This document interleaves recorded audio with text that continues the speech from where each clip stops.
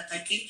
Or, Nicolas Sarkozy avait planifié l'attaque de la Libye pour envahir le Mali et déstabiliser la sous-région, puisque eux, ils n'ont pas de ressources naturelles, ils n'ont rien, ce sont des pauvres gens, ce sont des brigands, des vagabonds, des bandits de grands chemins, avec des institutions de bandits, de délinquants réunis qui font semblant de défendre des droits de l'homme, où l'homme même n'existe que à travers eux-mêmes. Donc, vraiment, c'est pour ça que quand Macron dit que c'est le Mali qui l'a appelé, le Mali ne l'a jamais appelé, parce que son intervention même était censée être, parce qu'à l'époque, c'est François Hollande qui avait remplacé Nicolas Sarkozy. Oui. Donc, son intervention était censée être au sol, être en l'air. Il n'y avait pas, le Mali n'avait pas demandé une intervention terrestre. Oui. Donc, ils ont modifié la lettre du Mali, des dirigeants de l'époque, pour venir nous envahir et au sol et en l'air. Voici que lorsqu'ils sont venus, il n'y avait que 3 sites qui étaient occupés. 9 ans après, ou presque 10 ans, le bilan est catastrophique. Plus de 20 000 Maliens qui sont morts. D'ailleurs, je m'incline devant la mémoire de tous les braves soldats qui sont tombés du début des tueries de la France et de ses mercenaires, de la France terroriste et de ses mercenaires à aujourd'hui. Je m'incline devant leur mémoire, que la terre leur soit légère. Amen. Vous savez, la France même participe à la formation des terroristes ici. La France participe aux armements des terroristes. La France, c'est le premier pays qui se pointait à l'ONU pour demander à ce qu'on mette des embargos sur le Mali. En vérité, la France, c'est un ennemi historique, un ennemi ultime non seulement du Mali, mais aussi de tous les Africains, parce que d'abord, c'est un pays raciste. Vous vous souvenez lorsqu'il y a eu un problème, enfin, lorsque l'opération spéciale de dénazification a commencé en Ukraine, les étudiants africains qui étaient là-bas, ils les ont méprisés. Ils ont refusé qu'ils soient évacués au même titre que les femmes aux cheveux blonds, aux yeux bleus, etc. Donc, ils les ont méprisés, ils les ont laissés sous les bombes et sous les balles. Or, ils n'ont rien demandé.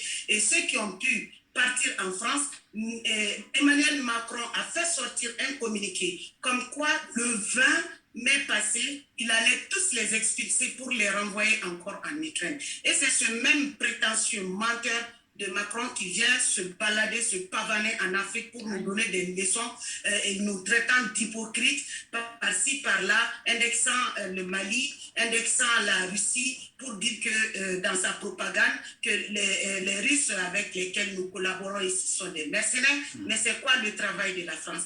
La Légion étrangère, c'est pas la Russie qui a créé ça, la Légion étrangère de la France. Donc la France s'est donnée comme habitude, pour habitude, de violer notre espace aérien, de participer au combat avec les terroristes. Si je peux vous rafraîchir un peu la mémoire, parce que ce phénomène ne se passe pas, ce drame ne se passe pas au Mali seulement.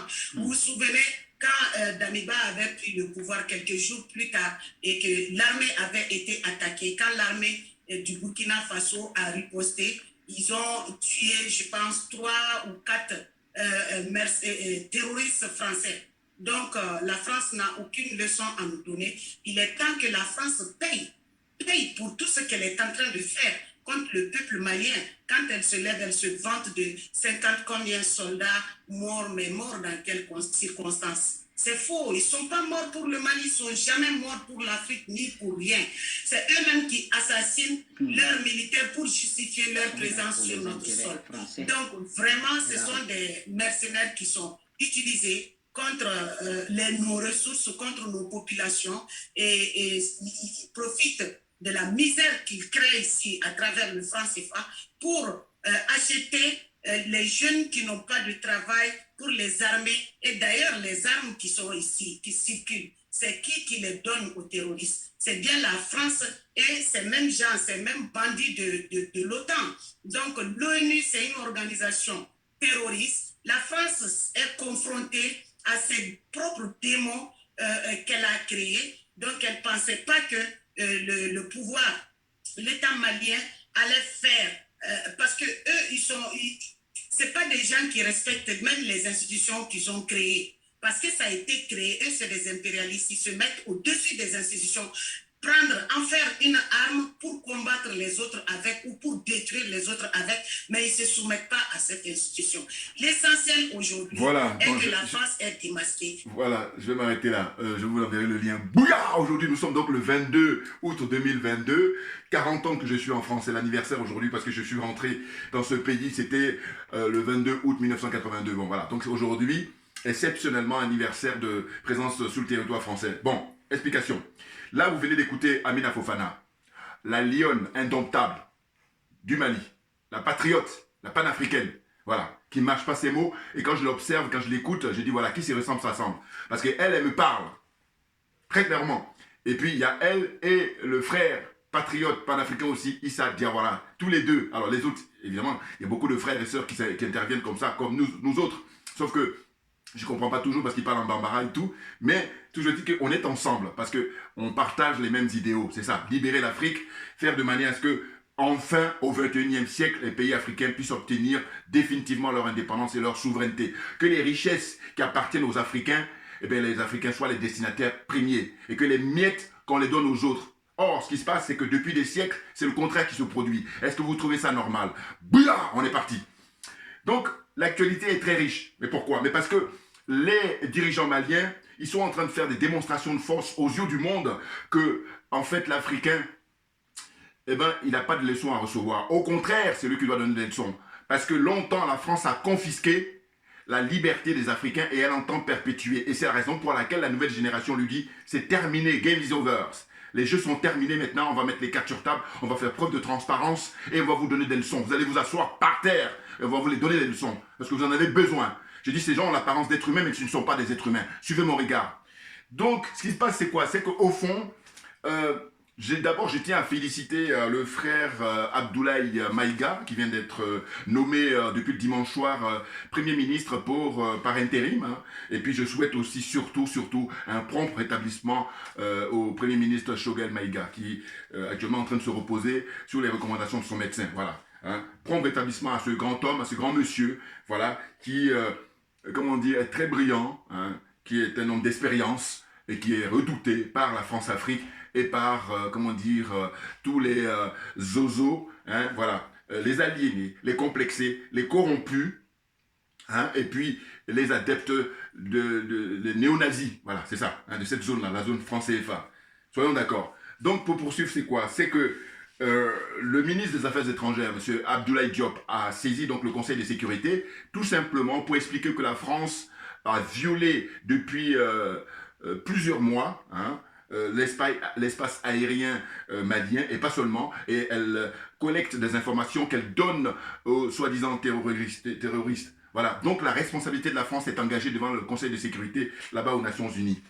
C'est extraordinaire, c'est historique. Et c'est la raison pour laquelle j'ai dit, voilà, on a une chance là formidable de voir que le Mali donne le ton tous les jours, tous les mois qui sont en train de passer, toutes les semaines qui passent. Et qu'il appartient aux autres pays africains de faire de même. Parce que il n'est pas question de laisser le Mali seul être livré comme ça. Hein. Alors c'est vrai que la République centrafricaine avec le président Touadéra, qui est une autre façon de fonctionner, mais qui n'est pas mal, parce que je préfère encore lui qui fait avancer à son rythme, mais qui avance certainement, et pas ceux qui sont dans le statu quo, hein, qui sont là simplement pour leurs propres besoins, pour leurs miettes. Hein. Ils sacrifient, excusez-moi, le bonheur du peuple africain, la dignité du peuple africain. C'est de ça dont il s'agit.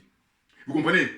Là, moi, ce que ça m'inspire, par rapport à la sollicitation du Mali au Conseil de sécurité pour mettre en cause les responsabilités de la France, eh bien, vous savez, souvent, quand on discute en France, et ceux qui sont corrompus intellectuellement, ils vont vous faire le coup de... Parce que ça, c'est dans la culture française. Hein.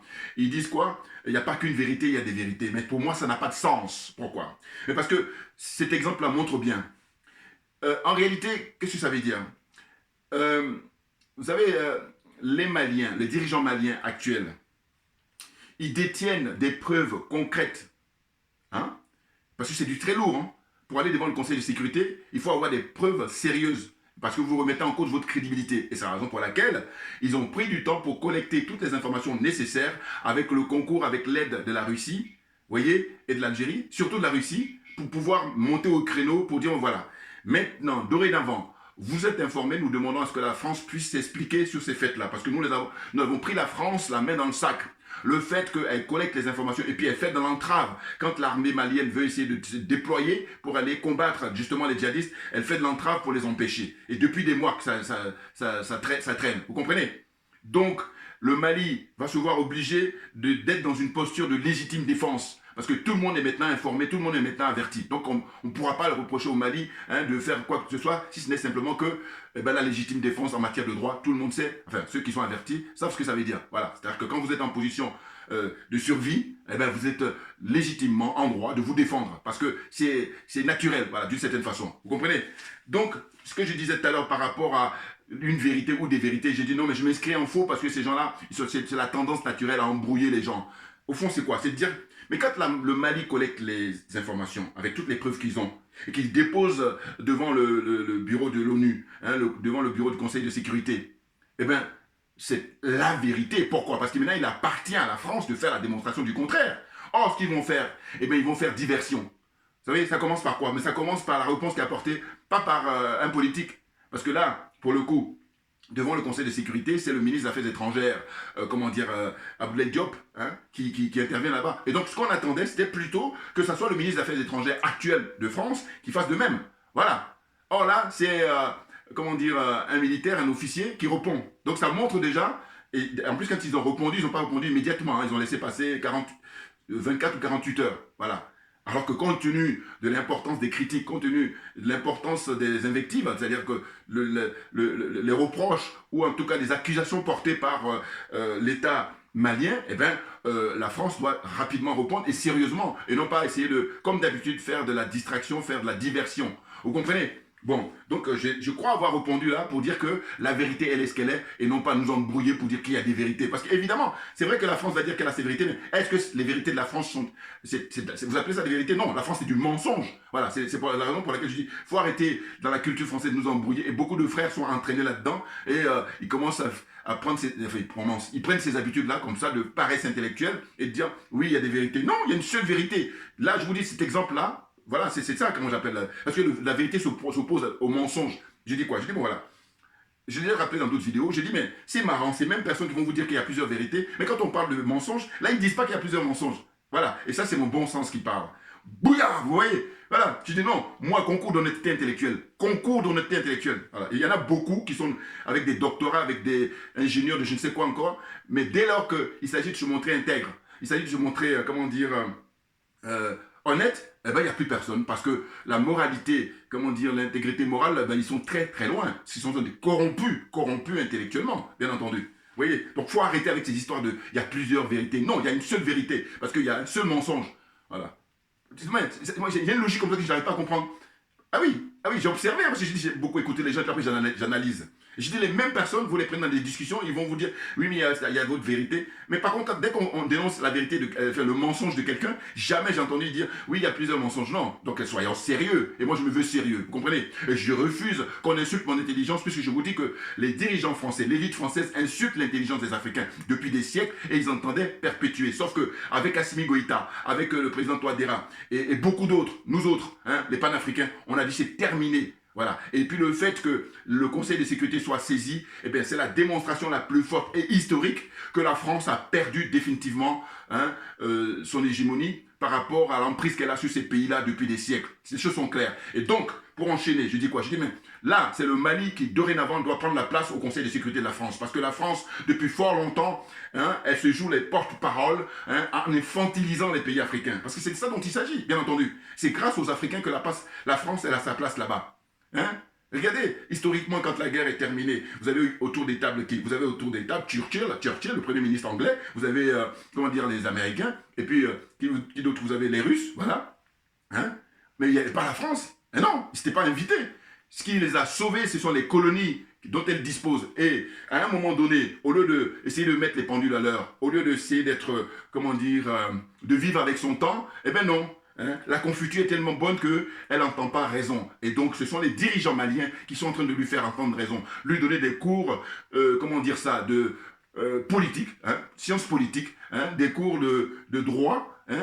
Je dis à tout point de vue, il leur donne des cours là. Ah oui. Le ministre Abdoulaye Diop, c'est la classe. Vous voyez. Et puis là, c'est très intéressant pour le jeune frère colonel, comment dire, Abdoulaye Maïga, parce que figurez-vous que, pour faire un rappel historique, lui, il est venu rejoindre en fait ses camarades. Parce que auparavant, c'était les 5, je vais les nommer là, vous les connaissez. Hein, c'est d'abord Assimi Goïta, hein, qui est l'imperturbable, le chef d'État, hein, son excellence, Assimi Goïta, président de la République du Mali. Et puis, vous avez Sadio Kamara. Sadio Kamara, ben, c'est le ministre de la Défense et le ministre des Anciens Combattants. Excellent, excellent. Et ensuite, vous avez Malick Dio. Malick Dio, qui lui est président du CNT. Hein. Lui, c'est un des anciens, hein, c'est les plus anciens, parce que, voilà. Hein.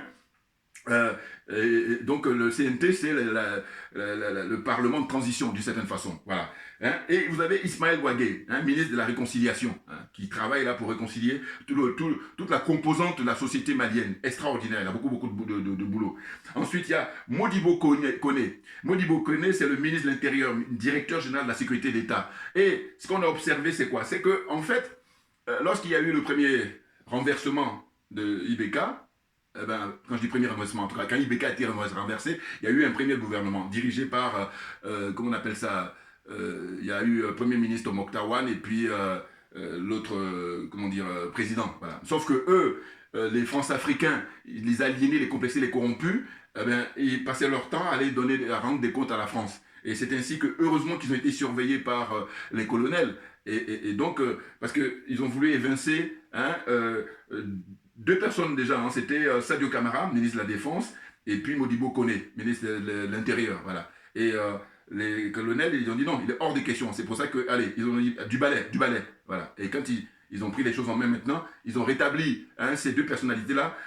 Sadio Kamara, en tant que ministre de la Défense, confirmé dans son poste. Et puis Modibo Koné, ministre de l'Intérieur, confirmé également dans son poste. Parce qu'ils sont très brillants, ils sont très qualifiés, ils sont très compétents. Vous comprenez? Ah oui. Et là, pour le frère Abdoulaye Maïga, big up, hein, toutes mes félicitations. Il est le premier ministre par intérim. C'est une grosse surprise. Mais en tous les cas, c'est un fidèle, j'ai appris, hein, du colonel Assimi Goïta, son excellence, l'imperturbable Assimi Goïta. Et il faut vous rappeler, quand il fait, c'est lui en même temps qui est porte-parole du gouvernement, quand il s'exprime, il a une tendance comme ça à répéter, hein, de manière à ce que ceux qui sont bouchés des oreilles puissent comprendre. Voilà. Il dit je répète, vous voyez.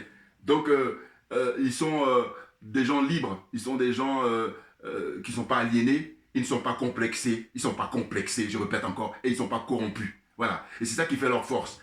Hein. Et la France les redoute à mort. Là, ils sont en train de transpirer, même le mot est faible. Hein. Pareil pour M. Ouattara là-bas, et puis même tous leurs homologues là, qui sont dans les différents pays, là, la zone des aliénés, la zone des complexés, et la zone des adeptes, des néo-nazis. Voilà. Les adeptes du franc CFA, ce sont des néo-nazis. Il va falloir les pourchasser. Hein. C'est-à-dire le président Vladimir Poutine est en train de bosser là-bas, tranquillement, et quand il aura fini, eh ben, enfin, quand il aura fini, bien entendu, mais en tous les cas, la bataille se mène j'allais dire, de manière synchronisée et puis en parallèle. Hein. C'est-à-dire que ce qui se passe au Mali, eh ben, c'est lié. Voilà, tout est lié, en fait. Voilà, au niveau de ce qu'on appelle la géopolitique. Très clairement, très clairement. Bon, donc, ce que je disais donc que dorénavant, on va souhaiter le prompt rétablissement au Premier ministre Choguel Maïga, hein, parce que son médecin a recommandé qu'il se repose, hein, parce qu'il a beaucoup travaillé depuis ces derniers mois. Dieu seul sait, vous voyez. Et ensuite, pour la suite, c'est quoi? C'est que j'ai pris quelques notes, hein, que je fasse le rappel, et puis on va poursuivre par la suite. C'est du point de vue diplomatique, le Mali a réalisé une performance historique. Ce sont mes notes, ça. Hein, de la part d'un pays africain et de surcroît de la zone franc CFA. Mais c'est extraordinaire. Vous imaginez qui est-ce qui aurait fait le pari? Qui est-ce qui aurait imaginé que là, comment dire ça, en 2022, voilà, de jeunes gens, hein, ils tournent autour de 39, 40, 41 ans.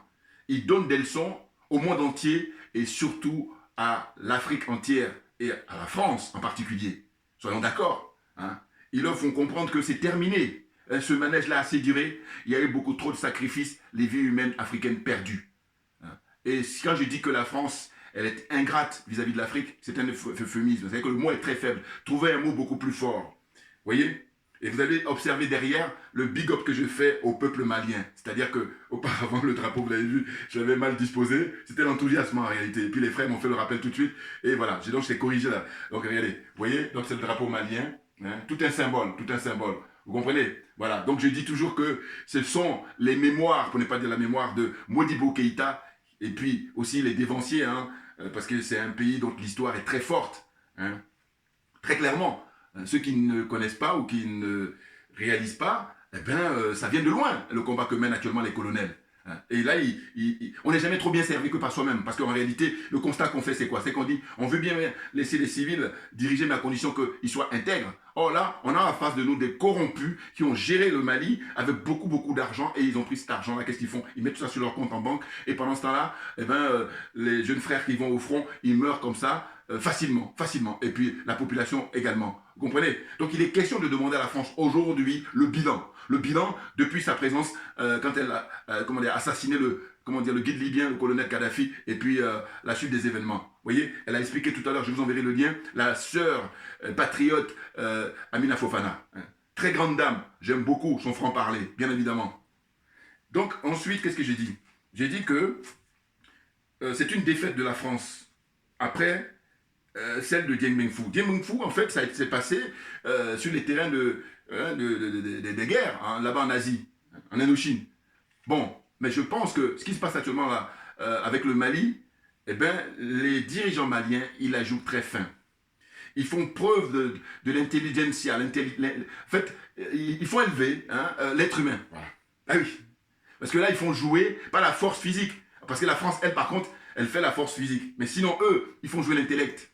Et donc, ils font la démonstration en disant que nous avons suffisamment de preuves que vous aidez les terroristes. Et que par conséquent, dès à présent, vous arrêtez immédiatement. Sinon, si vous continuez, nous allons répliquer et ça va être la légitime défense. Et personne ne viendra se plaindre. Soyons d'accord. Comprenez? Donc, la suite, c'est quoi? C'est que je dis, la France, à l'époque, a eu une déconvenue. Dien Bien Phu, c'était la guerre, des guerres coloniales, hein, au même titre que la guerre d'Algérie et tout ça. Et c'était des guerres d'indépendance. Aujourd'hui, en Asie, les colonies françaises, on peut dire là-bas, en Asie, par contre, on peut dire ex-colonie, mais pas en Afrique. Parce que les Africains sont toujours des colonies, les pays africains. Surtout ceux de la zone France-CFA, là, eux, ils sont les plus colonisés au monde. C'est la raison pour laquelle je dis, c'est la zone des aliénés, c'est la zone des complexés, et c'est la zone des corrompus. Et le frère qui m'a aidé, il m'a dit, oui, c'est la zone aussi de les néo-nazis. Voilà, des nazes. Et j'ai dit, j'ajoute encore, hein, la zone des jaloux, la zone des sorciers. Mais tout ça, par contre, on peut s'en sortir. C'est une question de volonté, tout simplement, tout simplement. Il n'y a rien de sorcier, enfin, il n'y a rien d'extraordinaire, à vrai dire. Mais il faut y mettre la volonté et après, on sort de là. Et si on sort de là, on pourra s'ériger en premier et donner des leçons à tout le monde entier parce qu'ils le savent au fond d'eux-mêmes, je vous dis. En apparence, ils font le malin, mais ils savent qui nous sommes. Simplement, nous, par contre, la plupart d'entre nous, ça, on ne sait pas. Parce qu'on nous a mis dans un état, mais lobotomisation depuis des siècles et on est perdu. Beaucoup sont perdus. Mais on est à la tâche, justement, pour essayer de casser tout ça, hein, pour remettre les choses dans l'ordre. Bien entendu, bien entendu. Donc la suite, c'est quoi? C'est que je dis, l'accusation d'espionnage et d'armer les djihadistes, c'est du très lourd. Ben oui, vous vous rendez compte? Là, les dirigeants maliens, ils ont mis à poil les dirigeants français. Ah, ils sont à poil. Et que par conséquent, tous les autres pays africains, là, on est à l'heure des réseaux sociaux, on est à l'heure d'Internet. On ne peut pas dire qu'on ne savait pas. Hein. Parce que là, pour le coup, le constat qu'on fait définitivement maintenant, après cette démonstration de force des dirigeants maliens, avec le ministre des Affaires étrangères Abdoulaye Diop, là-bas à l'ONU, pour dire que la France, elle est, comment dire, on situe ses responsabilités puisqu'on a les preuves. Eh bien, en Côte d'Ivoire, au Sénégal, Congo-Brazzaville, Burkina Faso, avec l'autre branleur là, de Damiba, hein, vendu, corrompu, franc-maçon là, eh bien, on ne peut pas dire qu'on n'est pas au courant puisque les Maliens vous apportent toutes les preuves. Ça veut dire quoi? Ça veut dire que là, à partir de maintenant, bon, on le savait déjà, mais parce que ce qui est bien toujours en matière de droit, surtout, il faut apporter les preuves. Là, ils ont les preuves, voilà. Donc, maintenant qu'on a les preuves, mais j'ai dit, mais vous n'allez pas continuer à faire une fuite en avant, et cette fuite en avant, c'est au détriment des vies humaines. Parce que je dis toujours que moi, ma religion, c'est la vérité et la justice. Et je dis que la vie humaine est sacrée, et que par conséquent, dès lors qu'il y a mort d'homme, terminus, tout le monde descend. Or, là, ce qu'on constate, c'est pas la mort d'une seule personne ou d'une seule femme, c'est la mort de plusieurs, des milliers, pour ne pas dire, là, on est rendu peut-être, je sais pas, presque 1 million de morts dans cette situation-là, comme ça, de crise qui est créée depuis quelques décennies. Vous comprenez? Artificielle. Voilà, c'est clair. Donc, ces pays-là, ces dirigeants-là corrompus, ils ne vont pas continuer pour leur miette, hein, à sacrifier la dignité, hein, et l'existence, hein, du peuple africain. C'est pas possible. Hein. Donc, j'en appelle toujours à ceux qui soutiennent Macky Sall, à ceux qui soutiennent Alassane Ouattara, à ceux qui soutiennent Paul Biya, à ceux qui soutiennent Bazoum, à ceux qui soutiennent celui du Tchad, à ceux qui soutiennent Sassou Nguesso, le franc-maçon de première classe de Brazzaville, à tous ces gens-là, ces partisans qui soutiennent ces gens-là, tu dis, mais écoutez, quand vous voyez là la démonstration de force que font les dirigeants maliens, là-bas devant l'ONU, vous en dites quoi? Vous dites que c'est du mensonge? Voilà. Non, en réalité, vous êtes dans la cupidité, vous êtes dans la légèreté. Et c'est très grave, parce que devant l'histoire, vous allez y répondre, tôt ou tard, c'est clair. Ah ben oui, non, parce que au nom de quoi vous allez continuer à vaquer à vos occupations, et puis il y a des gens, hein, qui n'ont pas droit de vivre, qui n'ont pas droit de profiter de ce que nous offre la nature. Au nom de quoi? Qu'est-ce que vous pouvez expliquer par rapport à ça? Excusez-moi, parce que les spots font que je transpire beaucoup là. Hein? Au nom de quoi? Excusez-moi. Hein. Voilà. Je vois que ça m'arrive rarement, mais là, bon. Donc vous voyez, pour poursuivre, je dis quoi? Je dis, la meilleure défense, c'est l'attaque. Et c'est ce que font les dirigeants maliens. Et les dirigeants maliens actuels du Mali font brillamment la démonstration par cette requête devant le Conseil de sécurité des Nations Unies. Le Mali aurait pu se contenter du retrait des militaires français de Barkhane, hein, depuis le 15 août. Mais non, non, non. Non, c'est maintenant que les choses sérieuses commencent.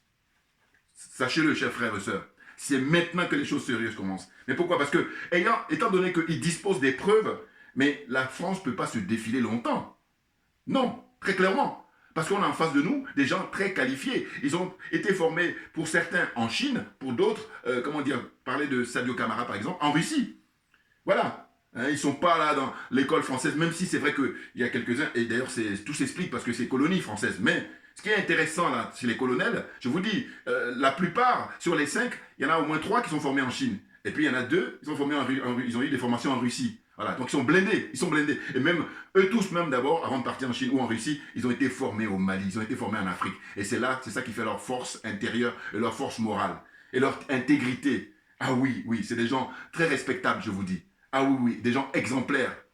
J'espère simplement que ça va durer. C'est important. Vous voyez? Donc, les choses sérieuses commencent maintenant, à compter de la date de retrait officielle de Barkhane, hein, depuis le 15 août, et de la saisine du Conseil de sécurité par le ministre Abdoulaye Diop le 18, je crois que c'est ça, hein, c'est le 18 août 2022. Date historique pour toute l'Afrique, bien entendu, surtout la zone française CFA. Hein. Donc le ministre des Affaires étrangères, Abdoulaye Diop, mais c'est la classe. Il a beaucoup d'expérience. Et bon, c'est vrai que lui, il a été formé en France, mais vous voyez, c'est la preuve. Et oui, parce qu'on pourrait imaginer que tous ceux qui sont formés en France, c'est tous des corrompus. Non. Là, le cas de Abdoulaye Diop, il a été formé en France. Voilà. Hein, et Paris 11, je crois. Hein. Puis des hautes études. Mais tout ça en France. Et pour autant, c'est un homme intègre. C'est un homme honnête. C'est un patriote. Qu'est-ce qu'il veut? Mais il veut le bien du Mali. Il veut le bien du peuple malien. Voilà. Que les richesses, je vous dis encore une fois, du Mali appartiennent aux Maliens en priorité. Et que ce sont les miettes qui doivent être données aux Américains, qui doivent être données aux Français, qui doivent être données aux Chinois. Voilà. Je dénonce ça tout le temps parce que je dis que c'est le contraire qui se produit et ça n'a pas de sens. Ça ne peut pas durer. Parce que regardez les dégâts. Hein. Les Africains, par rapport à cette situation-là qui est, inexplicable, enfin en tout cas difficile à expliquer ou difficile à comprendre, eh bien on se retrouve comme ça avec des jeunes gens qui font ce que j'appelle le suicide collectif en Méditerranée. Et il n'y a pas seulement ça. Venir ici dans les différents pays étrangers et puis se prostituer à tout point de vue. Prostitution intellectuelle et puis prostitution physique. C'est très grave. Donc, ayant connaissance de ça, qu'est-ce qu'on fait? On ne va pas rester les bras croisés. Bien entendu. Voilà. Donc, on a la tâche là pour la déconstruction. Hein. Très clairement. Déconstruire tout ça qui a été mis en place pour aliéner le peuple africain, pour aliéner l'homme noir. Surtout les francophones. Là. Vous comprenez? Donc, la suite, j'ai dit, le Mali est en train de gagner des batailles très, très importantes dans la guerre de libération et d'indépendance face à la France pour conforter la souveraineté du Mali et des pays africains, tout naturellement. Tout naturellement. Hein? Donc, c'est ce que je voulais dire aujourd'hui. par rapport à ce qui se passe actuellement, qui est historique. Hein. Le fait que les dirigeants maliens n'ont pas de complexe. Ah oui, ils disent à la France, il y en a assez que un seul pays de combien 68 millions d'habitants aujourd'hui s'érige en personne qui veut, soi-disant, du bien pour les Africains, du bien pour les Noirs, et qui joue les rôles comme ça, paternalistes. Mais je dis, c'est du domaine, comment dire, c'est pathologique. Ah, ben, bien entendu. Non, non, mais attendez. À un moment donné, c'est le seul pays au monde, je dis, qui a cette approche-là. Donc, ils sont racistes, ils sont négrophobes, ils n'aiment pas les Noirs.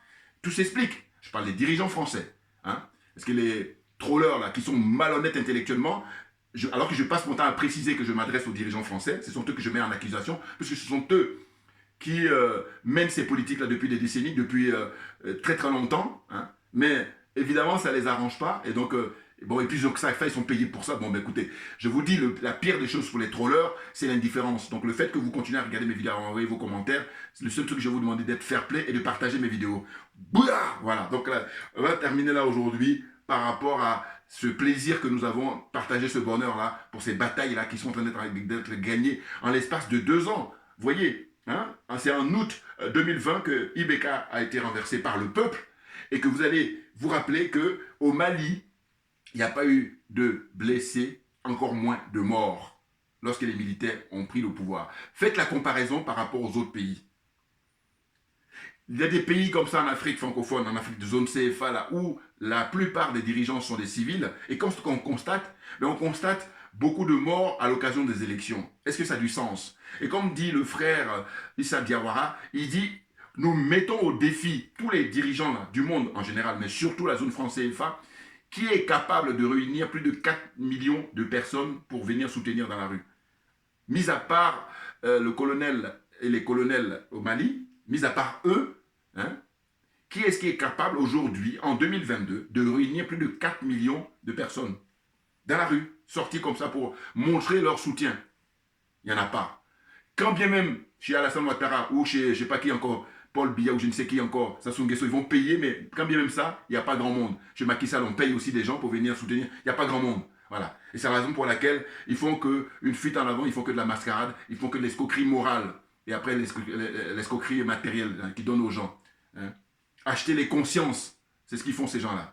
Mais ça ne va pas durer, hein, parce que nous autres, nous sommes très motivés. Nous sommes gonflés à bloc, nous sommes venus pour en découdre définitivement. Parce qu'il est hors des questions que le temps passe et que des générations d'Africains soient sacrifiées comme ça. C'est pas possible. C'est terminé. C'est terminé. Voilà. Donc c'est un grand plaisir de vous retrouver. Et j'aurai l'occasion évidemment de continuer d'autres vidéos. Et pour aujourd'hui, merci pour votre attention. Et puis à très bientôt. Et comme j'ai pour habitude de dire, on lâche rien. Vous avez le drapeau malien. On lâche rien. Hein, on lâche rien parce que c'est nous qui avons raison.